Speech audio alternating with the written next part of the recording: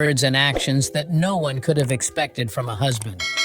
In this video, we will uncover the exclusive insights from Kenny Rogers' wife 3 years after his passing. He has had 5 marriages, and now his most recent widow, Wanda Miller, is breaking her silence. But before we delve into the shocking revelation made by her of Kenny Rogers, and try to understand why he ended up doing the things that he did.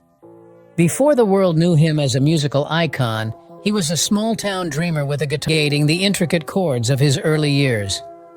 Born on August 21, 1938, in a humble family in Houston, Kenny's roots were far from the glitz and his dad, Edward, worked as a carpenter, and his mom, Lucille, was a nurse's assistant. Growing up with 7 siblings in a federal housing project in a town, Kenny was the first in his family to graduate from high school. Of course, life was not easy. In his memoir, Luck or Something Like It, in 2012, about his early life and said, "We were poor people, but living in the projects, we didn't really feel it because we were all in the same boat." Times were tough for his family, money, and meals were simple. "We often had basic poor people food," he recalled, mentioning pinto beans, rice, corn, and collard greens along the banks of Buffalo Bayou. Kenny's brother Roy also talked about their hardships, emphasizing their family's faith that they'd overcome their struggles. He highlighted the strong sense of community in their neighborhood, and some of Kenny's peers also agreed. Dolly Parton, for instance, shared, "He, like me, was brought up, understood that world and how much we wanted things." Imagine that. 2 legends bonding over their challenging childhoods and shared religious beliefs. But it wasn't just the money struggles. His father's battle with alcohol was a big part of it. Kenny saw the impact of his dad's drinking habits, and he had this nagging worry about a genetic predisposition, fearing he might follow in his father's footsteps. He shared that he never really understood why his dad turned to alcohol. During the post, when jobs were scarce, many people ended up drinking. Kenny's father, grappling with unemployment and the inability to support his family, succumbed to this. He believes it broke his father down, and he deeply regrets not discovering this before his dad passed away. Despite all these circumstances, Kenny had a dream he found at a Ray Charles concert in his youth. He decided to pursue a career in music, admitting that he was in it for the acclaim and, of course, to impress the ladies. Houston doo-wop group, and gave it the catchy name, The Scholars. They even had a regional hit with That Crazy Feeling in 1958. But the misnomer, there wasn't a C student in the bunch. Despite their hopes of getting a plug from Hollywood gossip columnist Louella Parsons, reality hit hard, and they came home after trying his hand as a bass player in a local jazz trio. Kenny joined the New Christy Minstrels in 1966. However, feeling constrained by the group's form, Kenny and 3 fellow minstrels decided to break free and formed the First Edition in 1967. With Kenny taking center stage, the group of Kenny Rogers and the First Edition. Their hits in 1969, like Ruby Don't Take Your Love to Town and Reuben James, catapulted them to fame. Music, the band even had their own TV show, Rollin' on the River, which aired from 1971 to 1973. Kenny Rogers was on the rise. Small-town dreamer to a musical sensation was just beginning. Kenny Rogers crooned his way into the hearts of millions, selling a whopping 100 million records a career. And when Rogers hit the big time, he didn't forget where he came from. In his early days, the Rogers family often talked about the strong sense of community. Fast forward to his success, and Kenny made it a mission to repay the kindness he remembered from years past. In the 1970s, her neighbor was $600 short to fix her car. Without hesitation, he sent her $20,000, along with instructions to get a new car, and a heartfelt "Thank you for helping me pay my rent years ago." Kenny Rogers, the man with the warm smile and rugged charm, became a music legend not just for his good looks, to connect with his audience through heartfelt ballads and engaging stories. He once shared, "All the songs I record fall into one of 2 categories, usually. Ballads that express what every man wishes to say and every woman hopes to hear. The other is story songs with a deeper meaning, In a 2012 interview with the tales behind his songs, take Reuben James, a 1969 hit for Kenny Rogers in the first edition, telling the story of a black man raising a white. You can forget Ruby Don't Take Your Love to Town, portraying a war veteran left wounded and in a wheelchair, painfully witnessing his wife's nightly escapades. Ruby in narrating ballads, weaving emotions into every note. The song, written by Mel Tillis, unravels the story of a veteran coping with war wounds, impotence, and his wife seeking solace elsewhere. As the record ends, Rogers hauntingly muses, "And if I could move, I'd get my gun and put her in the ground." Kenny's musical taste was a natural reflection of his upbringing.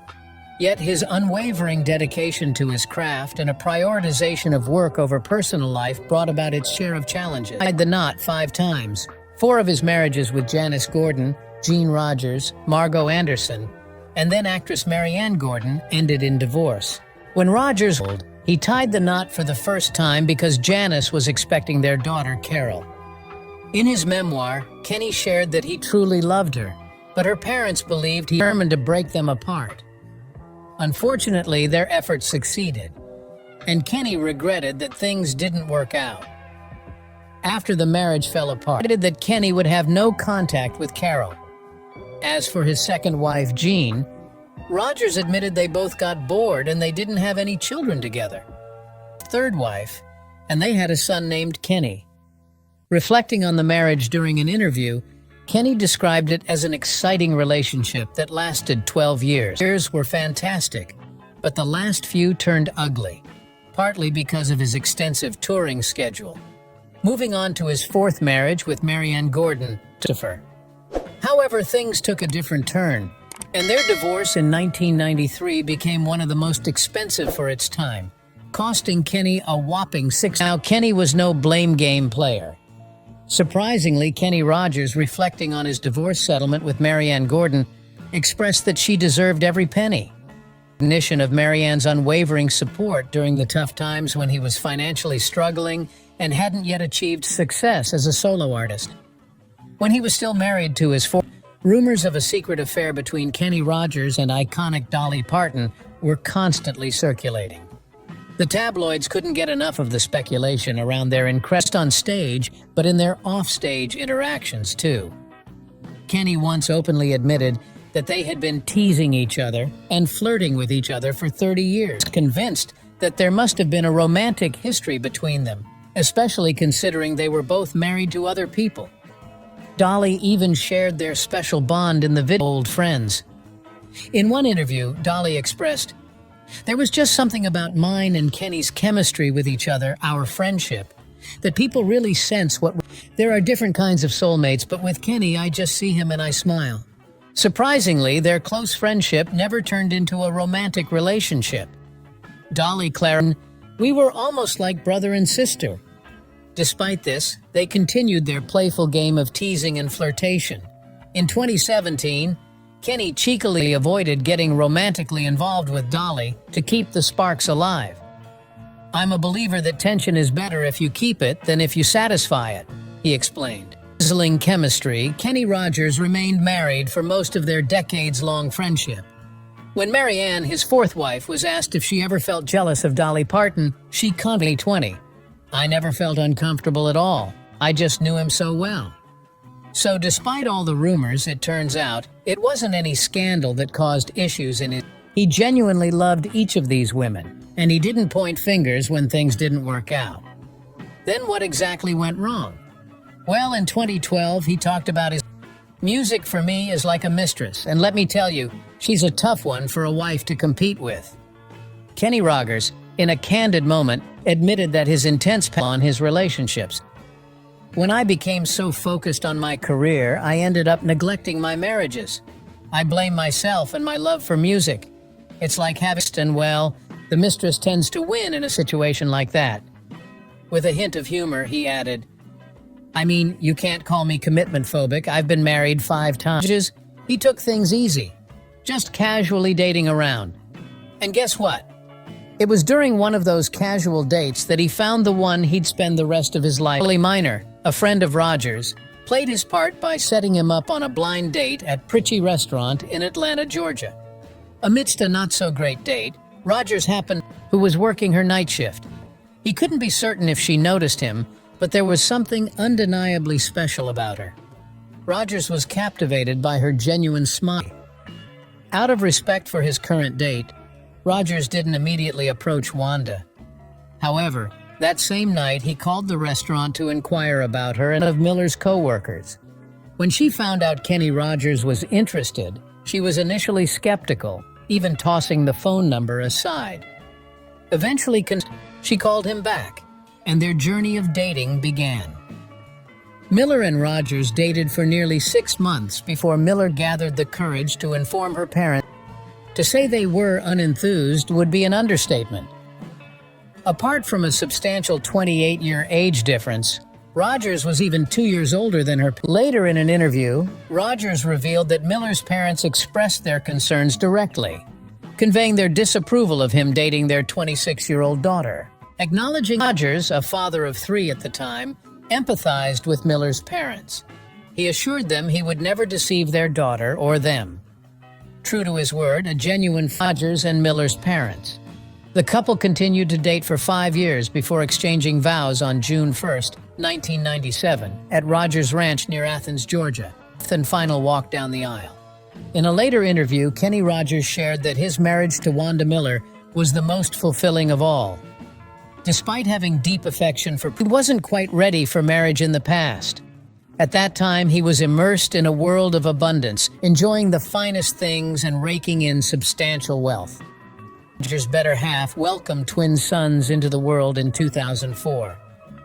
Initially, Rogers wasn't keen on becoming a father. Why?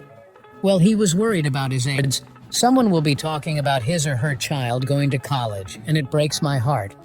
And that was the reason I didn't want children again, because I knew I wouldn't be there at the... However, when his wife Wanda expressed her longing for a child at the age of 31, he reflected on it and realized it wouldn't be fair to deny her so they decided to embark on the journey of parenthood, and to Kenny's delight, they were blessed with twins.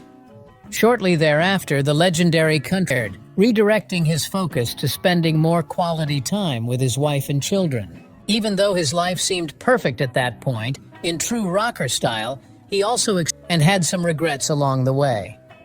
In his memoir, he shared some interesting moments in his life. There was this night when he decided to take drugs before going on stage. Real showstopper, talking up a storm to the audience. However, when he got off the stage, his bandmates were puzzled, asking him, "What's with the zoo talk?" Clue what they were talking about. Then there was a different night when he tried acid. The experience took him on a roller coaster of emotions. Happy, sad, but he made it clear that it was a one-time thing. Now let's talk about one of Kenny's biggest regrets that he was never able to get over. You see, when he had plenty of time and money to his face, he chose a top plastic surgeon who had a specific idea for his look. However, Kenny later admitted that he wasn't thrilled with the way the surgeon did his own regret. He acknowledged that it might have been worse if he hadn't done it.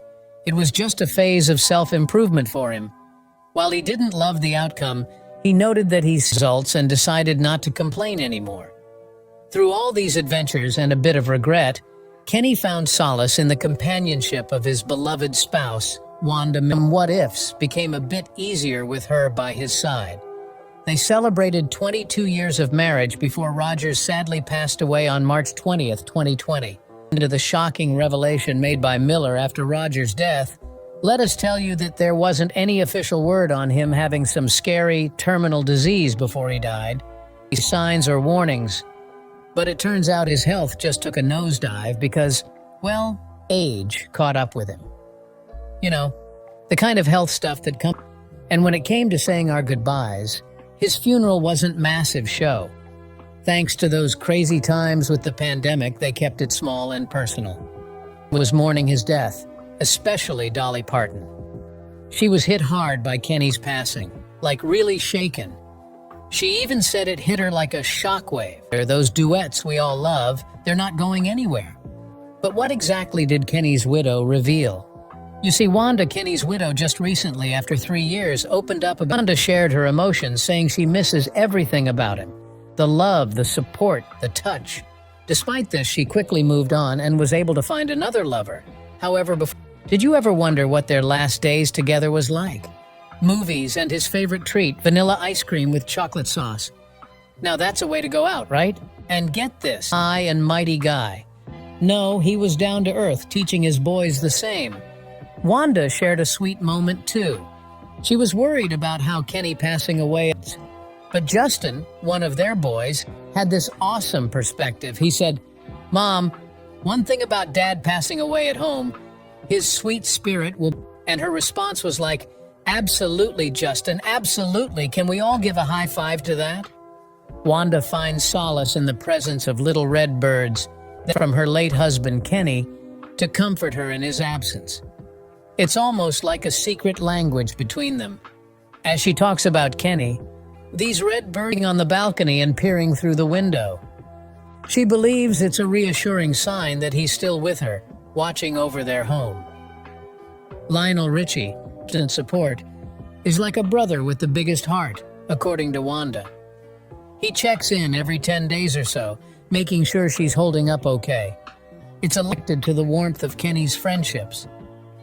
For the past 3 years, Wanda has been on a journey, not just through grief, but also in preserving Kenny's memory. They're an album titled Life is Like a Song, featuring tracks recorded by Kenny from 2008 to 2011.